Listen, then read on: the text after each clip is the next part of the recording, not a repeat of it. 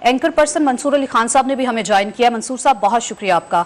मंसूर साहब, गिरफ्तारी अमल में लाई गई है और नैब ने ही ये गिरफ्तारी अमल में लाई है। ये वही नैब है, थोड़ी देर पहले अमानुल्लाह कुंडरानी साहब भी बात कर रहे थे कि इसी नैब के दिफा के लिए इमरान खान साहब मैदान में आए थे और कह रहे थे कि इसमें अमेंडमेंट्स नहीं होनी चाहिए। अमेंडमेंट्स होने के बाद जब कानून तब्दील किया गया, अमेंडमेंट्स करने के बाद ही रिहाई का ऑप्शन भी मौजूद था। तो अब क्या कहेंगे सर आप?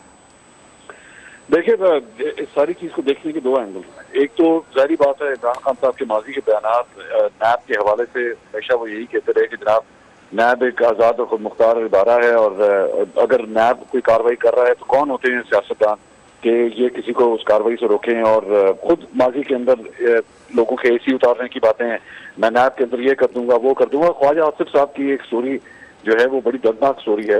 ये कहा जाता है, मुख्तलिफ ज़राए ये कहते हैं कि ख्वाजा आसिफ को जब गिरफ्तार किया गया था तो उस वक्त उनके सेल के अंदर कहीं पे एक कैमरा फिट किया गया था और ये देखा जाता था कि ख्वाजा आसिफ को जो है वो किसी किस्म का कोई गद्दा ना दिया जाए कि वो किसी गद्दे के ऊपर पुरसकून तरीके से सो सके।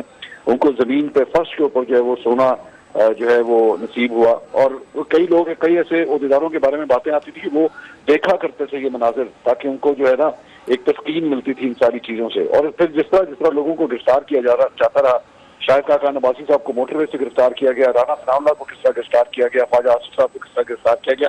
सो माजी के तनासुब से अगर आप ये कहें कि जिस तरह गिरफ्तारियां होती थी गलत होती थी, हम उस वक्त ये बात कहते थे। लेकिन आज भी इमरान खान साहब की जिस तरह गिरफ्तारी हुई है, केस हाँ जारी बात है बड़े सीरियस एलिगेशन है, लेकिन ऐसी क्या अर्जेंसी थी कि जिसके अंदर आपको एक्चुअली कोर्ट के अंदर जाना पड़े और कोर्ट के अंदर वहां पे उस प्रेमिसेस के अंदर जो है इतनी भारी नफरी जो है वो जाके गिरफ्तार करे, जिसके ऊपर इस वक्त चीफ जस्टिस इस्लामाबाद हाईकोर्ट भी जो है बड़े बरहम हो रहे हैं कि क्या तरीका था, शीशे तोड़ दिए गए, उनको इस तरह गिरफ्तार किया गया। सो जाहिर बात है इसके ऊपर भी सवालिया निशान आएंगे कि क्या ये सब कुछ पिछले 2-3 दिन से जो एक्टिविटीज हो रही थी उसकी बुनियाद के ऊपर हुआ है, या एक्चुअली जो बताया जा रहा है कि जी ये जो अरेस्ट वारंट थे ये 1 मई को निकले हुए थे और अब जाके जाहिर हुए और पता लगा इस बुनियाद के ऊपर उनको गिरफ्तार किया क्या। सो क्या एक प्रोसीजर, कानूनी तौर पर प्रोसीजर प्रॉपर फॉलो हुआ या नहीं हुआ, ये सबसे बड़ा सवालिया निशान है। कतई कलामी के लिए माजरत मंसूर साहब, लेकिन जिस तरह से इमरान खान साहब को गिरफ्तार करने के लिए पहले भी जमान पाक में हमने कई ऐसे मनाजिर देखे हैं कि जो काबिल कबूल नहीं थे, उसके बाद आपको लगता है कि ये तरीकेकार दुरुस्त नहीं था?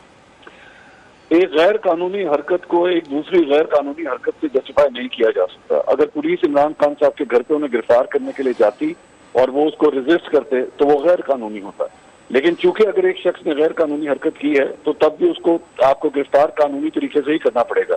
कोई कातिल हो, चोर हो, डाकू हो, जैसा मर्जी शख्स हो, कानून के मुताबिक जो है वो काम होना चाहिए। अगर कोई गैर कानूनी इम्प्लीमेंटेशन हो रही है, किसी ऐसी तरीके से उसे गिरफ्तार किया जा रहा है, तो कल को उसके ऊपर सवालिया निशान होंगे। देखिए, आज का ये पूरा प्रोसीजर जो है, जिस तरीके से गिरफ्तारी हुई है, कल को ये कोर्ट रूम में जाएगा, जजेस के सामने जाएगा और जजेस के सामने एक्सप्लेन करना पड़ेगा कि क्या ये सारी शिकें पूरी थी, कानूनी तकाजे पूरे थे, और अगर वो ना हुए तो इमरान खान साहब को वहीं पे लेवरेज मिल जाएगा। तो जाहिर बात है एंड ऑफ द डे तो जजेस ने फैसला करना है कि क्या कानूनी तकाजे पूरे हुए या नहीं हुए।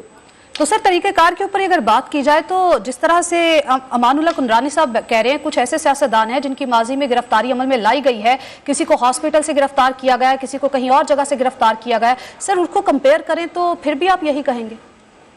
मेरे ख्याल में उसमें बेहतरीन, मैंने जो पहले भी आपसे बात की थी कि एक गैर कानूनी अमल को एक दूसरे गैर कानूनी अमल के साथ जस्टिफाई नहीं किया जा सकता। यहाँ पे टिट फॉर टैट की जो है वो लॉ नहीं चल रहा, आप उसको इस तरीके से नहीं कर सकते कि कोई गासिब हो, कोई कातिल हो, कोई डिक्टेटर हो, उसको भी कानूनी तौर पे राइट्स वैसे ही मौजूद हैं। अब फॉर एग्जांपल चले मैं इसको एक दूसरे तनाजुर से कह लेता हूँ कि जी इमरान खान साहब के दौर के अंदर भी फोन टैपिंग होती थी, फोन कॉल्स रिकॉर्ड होती थी, लेकिन अगर उनके दौर में फोन कॉल्स रिकॉर्ड होती थी इसका मतलब ये नहीं है कि अगर आज इमरान खान साहब की, उनकी फैमिली की अगर कॉल रिकॉर्डिंग शुरू कर दी जाए तो वो जस्टिफाइड होगा। आप कहेंगे हाँ जी चूंकि माजी में ये करते रहे थे तो इनके साथ ये सब कुछ होना जायज है। मैंने इमरान खान साहब को इंटरव्यू किया था जिसमें मैंने उनसे कहा था और उनको समझाने की कोशिश की थी कि आप जिस चीज को जस्टिफाई कर रहे हैं ये गलत है, प्राइवेसी सबसे पहले आती है, कल को ये चीज आपको हॉन्ट करेगी आके। इमरान खान साहब को उस वक्त मेरी बात समझ नहीं आई थी और आज वही सब कुछ हो रहा है इनके साथ कि सारा कुछ हॉन्ट हो रहा है। इमरान खान साहब के दौर में जब इन सब लोगों की गिरफ्तारियां होती थी, शाहिद खान अब्बासी साहब की और सब लोगों की, हम तब भी ये कहते थे कि क्या हो रहा है, ये गैर कानूनी काम है, ना कानूनियत है ये।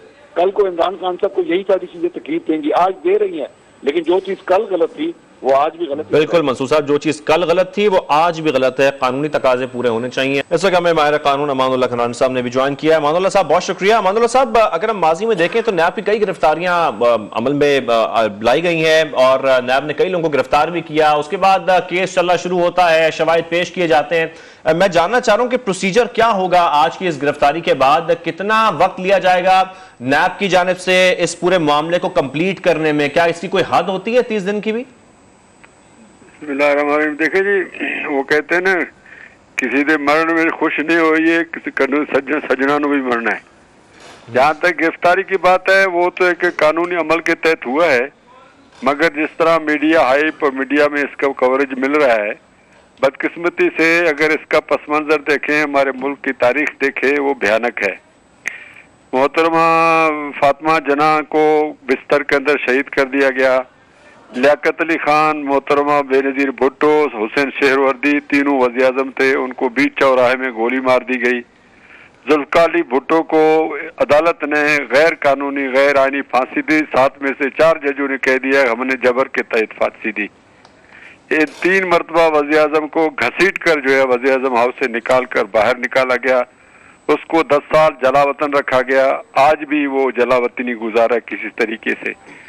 कहने का मतलब ये है कि फिर एक वज़ीर आज़म को अदालत के जरिए हटा दिया गया, गिलानी साहब को, और उस पर जो बगले बजाने वाले थे और फिर उसी हायरार्की से मुंतखब होकर और दूसरों को वही धमकियां देने वाले आज मकाफत अमल की गिरफ्त में। हमें अफसोस है, हम नहीं चाहते अमल दोहराया जाए, मगर जो शख्स इस माजी से सबक सीखने के बजाय माजी पर फख्र करे और उन कार्रवाई, मैं समझता हूँ हमारे पॉलिटिकल लीडर्स ने बड़ी मेच्योरिटी दिखाई है, नून और पीपल्स पार्टी ने, जो एक दूसरे के खिलाफ जो है इस हद तक जा चुके थे। आज उन्होंने अपने आप को वही काम किया जो जनूबी अफ्रीका में नेल्सन मंडेला ने किया।